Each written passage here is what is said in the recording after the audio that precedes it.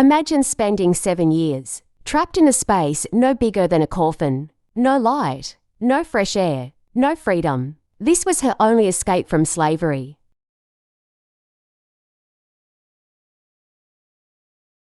Harriet Jacobs was born in 1813 in Edenton, North Carolina. Born into slavery, she never knew the meaning of freedom. But for a while, her childhood was somewhat sheltered. Her first mistress taught her to read and write, a rare privilege for a slave. But when her mistress died, everything changed. At just 12 years old, she was handed over to a cruel new master, Dr. James Norcom. Dr. Norcom was more than cruel. He was a predator. He harassed Harriet endlessly, determined to break her spirit. To escape his abuse, Harriet made a desperate decision. She entered a relationship with a white neighbor, Samuel Sawyer. She bore 2 children by him, hoping Norcom would leave her alone. But instead, he threatened to enslave her children too. Harriet knew she had to escape, but she couldn't leave her children behind. So, she ran away. But not to the north. Not yet. She hid in the only place where she could remain close to them.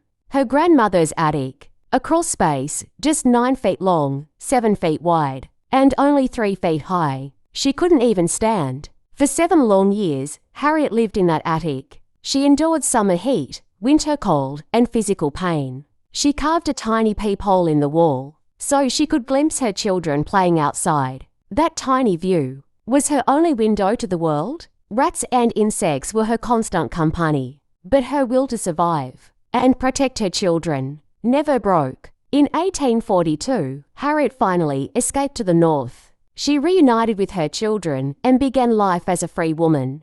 But her fight wasn't over. She became an abolitionist, a speaker, and a writer. In 1861, she published her autobiography, Incidents in the Life of a Slave Girl. It was one of the first books to detail the sexual abuse of enslaved women. Told from the voice of a survivor, Harriet Jacobs didn't just survive slavery. She defied it, with courage, with sacrifice, and with the unshakable hope that one day, freedom would come. If you were moved by Harriet's story, hit like, share this video, and subscribe for more untold stories from history. Leave a comment below. What would you do if your only escape was an attic?